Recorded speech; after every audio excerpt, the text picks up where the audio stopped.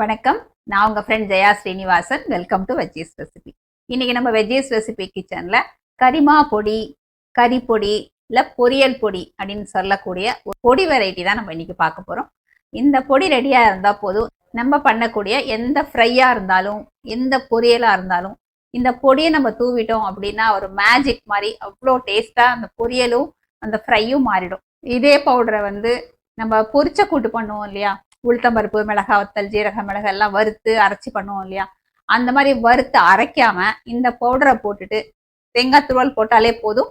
நம்ம அந்த பொரிச்ச கூட்டு அவ்வளோ டேஸ்டா இருக்கும். நமக்கு வேலை ரொம்ப ஈஸியா இருக்கும். ஃபர்ஸ்ட் டைம் சேனலை பார்க்குறீங்கன்னா ப்ளீஸ் சப்ஸ்கிரைப் பண்ணுங்க. பெல் ஐக்கானை கிளிக் பண்ணி ஆல் ஆப்ஷன் கொடுத்துட்டீங்கன்னா நான் போடக்கூடிய எல்லா வீடியோஸும் குவிக்காக உங்களுக்கு ரீச் ஆகும். வாங்க இந்த கறி பொடி இல்லை இந்த பொரியல் பொடி ஈஸியா எப்படி பண்றதுன்னு பார்க்கலாம். நம்ம இந்த கரிமா பொடிக்கு வறுத்துக்கலாம். கடாயில் எண்ணெய் ஆட் பண்ணிக்கலாம். ஒரு அரை டீஸ்பூன் இருக்கும். எண்ணெய் சூடானது கொஞ்சம் பெருங்காயத்தை நல்லா பொரிச்சுக்கணும். பெருங்காயம் நல்லா பொரிஞ்சாச்சு. நம்ம ஒரு பிளேட்டுக்கு ட்ரான்ஸ்ஃபர் பண்ணிக்கலாம்.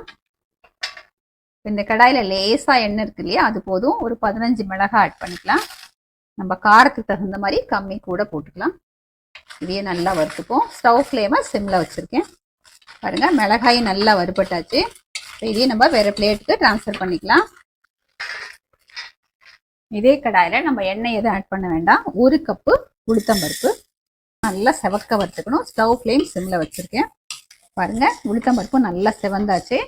உளுத்தம்பருப்பை இந்த பிளேட்டுக்கு ட்ரான்ஸ்ஃபர் பண்ணிப்போம். அதே கடாயில் 1 கப்பு மல்லி ஆட் பண்ணிக்கலாம். இதையும் நல்லா லோ ஃப்ளேமில் நல்லா வாசனை வர வரைக்கும் நம்ம வறுத்துக்கணும். மல்லியும் பாருங்க நல்லா வறுபட்டாச்சு, நல்லா வாசனை வருது. கொஞ்சம் கலரும் மாறி இருக்கு. மல்லியும் இந்த பிளேட்டுக்கு நம்ம ட்ரான்ஸ்ஃபர் பண்ணிக்கலாம். 1/2 கப்பு கடலைப்பருப்பு, இதையும் நம்ம நல்லா செவக்க வறுத்துக்கணும். ஸ்டவ் ஃப்ளேம் சிம்மில் வச்சுக்கணும். கடலைப்பருப்பு வறுக்கும் போதே கொஞ்சம் கருவேப்பிலை இதோட சேர்த்துக்கலாம். இதோட சேர்ந்து கருவேப்பிலையும் நல்லா வறுபடும். கடலைப்பருப்பு இந்த அளவுக்கு வறுபட்டதுக்கப்புறம் இதில் 1 டீஸ்பூன் மிளகு, 1 டீஸ்பூன் ஜீரகம், 1 டேபிள் ஸ்பூன் எள்ளு, இது எல்லாத்தையும் சேர்த்து நல்லா வறுத்துக்கணும். கடலைப்பருப்பு நல்லா செவந்தாச்சு. மற்ற எல்லா பொருட்களும் ஜீரகம், மிளகு, எள்ளு எல்லாமே நல்லா வறுபட்டாச்சு. கருவேப்பிலை பாருங்க நல்லா அப்படி நொறுங்குது. இந்த அளவுக்கு நல்லா வறுபட்டுச்சு. ஸ்டவ் ஆஃப் பண்ணிடலாம். கடலைப்பருப்பையும் இந்த பிளேட்டுக்கு ட்ரான்ஸ்ஃபர் பண்ணிடுவோம். இது எல்லாமே நல்லா சூடு ஆறட்டும், அதுக்கப்புறம் நம்ம பார்க்கலாம். பாருங்க, நம்ம வறுத்து வச்ச மிளகா, பருப்பு வகைகள் எல்லாமே நல்லா சூடு ஆறியாச்சு. நம்ம அரைச்சி எடுத்துக்கலாம். ஃபர்ஸ்ட்டு மிக்ஸி ஜாரில் நம்ம வறுத்த பெருங்காயம், மிளகா வத்தல் இது ரெண்டையும் சேர்த்து ஃபர்ஸ்ட் நல்லா அரைச்சி எடுத்துக்கலாம். இது நல்லா ஃபைன் பவுடரை நம்ம அரைச்சதுக்கப்புறம் மற்ற பருப்புலாம் சேர்த்து அரைச்சிப்போம். பாருங்க, மிளகா வத்தலும் பெருங்காயம் நல்லா அரைச்சாச்சு. நம்ம வறுத்து வச்ச பருப்பு, மல்லி எல்லாத்தையும் சேர்த்து கொரப்பாக நம்ம அரைச்சி எடுத்துக்கலாம். பாருங்க, நல்லா கொரப்பா அரைச்சி எடுத்துக்கிட்டாச்சு. பாருங்க எப்படி இருக்குன்னு காமிக்கிறேன். இந்த மாதிரி நரன்னு இருக்கணும். இப்படி இருந்தால் தான் நம்ம இந்த பொரியல்லையும் இல்லை அதாவது ஃப்ரை பண்ணுறோம் அதில் போட்டாலுமே நல்லா இருக்கும். இது கொஞ்சம் நல்லா சூடு ஆறுனதுக்கப்புறம் நம்ம ஒரு பாட்டிலில் ஸ்டோர் பண்ணி வச்சுக்கலாம். இன்னைக்கு நான் வெண்டைக்காய் ஃப்ரை பண்ணிட்டு இருக்கேன். வெண்டைக்காய் நல்லா வதங்கியாச்சு. வெறும் உப்பு, மஞ்சள் பொடி மட்டும் போட்டு நான் அதை வதக்கியிருக்கேன். வந்ததுக்கப்புறம் நம்ம இன்னைக்கு பண்ணியிருக்கோம் இல்லையா, நம்ம கரிமா பொடி, பொரியல் பொடி, இதுலேருந்து 1 டீஸ்பூன் அளவு எடுத்து இதில் ஆட் பண்ணிக்கலாம். நமக்கு தேவையான அளவு போட்டுக்கலாம். இன்னொரு 1/2 டீஸ்பூன் நான் போடுறேன். இப்போ நல்லா மிக்ஸ் பண்ணிக்க வேண்டியதுதான். அந்த பொடியை ஆட் பண்ணுறதுனால இந்த வெண்டைக்காய் பொரியலே ரொம்ப நல்லா டேஸ்டாக ஆகிடும். பாருங்க, இவ்வளோதான், ரொம்ப ஈஸி. நம்ம இந்த மாதிரி எந்த ஃப்ரை பண்ணாலும் எந்த பொரியல் பண்ணாலும் இந்த பொடியை நம்ம ஆட் பண்ணி நல்லா டேஸ்ட்டாக பண்ணிக்கலாம். பொரியல் பொடி நம்ம பர்ஃபெக்டாக ரெடி பண்ணிட்டோம்.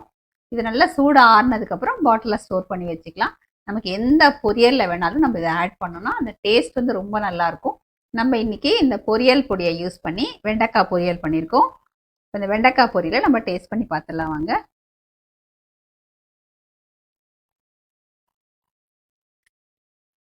ரொம்ப நல்லா இருக்குங்க. நம்ம நார்மலாக ஒரு மிளகாத்தூள் அந்த மாதிரிலாம் போட்டு வதக்குற வெண்டைக்காய் பொரியலோட இந்த பொடி போட்டதுக்கப்புறம் ரொம்ப நல்லா வாசனையாக இருக்குது. இதில் அந்த மல்லி ஆட் பண்ணியிருக்கோம். அதுக்கப்புறம் நம்ம எள்ளு போட்டிருக்கோம், பருப்புலாம் சேர்த்துருக்கோம் இல்லையா, அது எல்லாத்தோட கலவையும் சேர்ந்து நல்ல ஒரு வாசனையாக அட்டகாசமாக இருக்குது. வெறும் பொரியலுக்கு மட்டும் இல்லை, இப்போ இன்கேஸ் நம்ம வத்த குழம்பு பண்ணுறோம்னு வச்சுக்கோங்களேன், ஆஸ் யூஷுவல் நம்ம போடுற அந்த பொடியெல்லாம் போட்டுட்டு இது 1 டீஸ்பூன் இல்லை 2 டீஸ்பூன் நமக்கு தேவையான அளவுக்கு அந்த குழம்புக்கு தகுந்த மாதிரி கடைசியில் ஆட் பண்ணி நல்லா மிக்ஸ் பண்ணிட்டு இறக்கணும்னு வச்சுக்கோங்க. ரொம்ப நல்லா வாசனையாக இருக்கும். அதே மாதிரி சாம்பாரில் போட்டுக்கலாம். பொரிச்ச கூட்டில் நம்ம வந்து வறுத்து அரைக்காம இந்த பொடியை போட்டும் பண்ணிக்கலாம். இது வந்து நல்ல நமக்கு மல்டி பர்பஸாக யூஸ் ஆகும். கண்டிப்பாக இந்த பொடியை நீங்கள் ட்ரை பண்ணி பாருங்கள். எப்படி வந்ததுன்னு கமெண்ட்ல சொல்லுங்கள். லைக் பண்ணுங்கள். உங்கள் ஃப்ரெண்ட்ஸ் அண்ட் ஃபேமிலியோட ஷேர் பண்ணுங்கள். புது ரெசிபியோட நாளைக்கு நான் உங்களை மீட் பண்ணுறேன். தேங்க்ஸ் ஃபார் வாட்சிங்.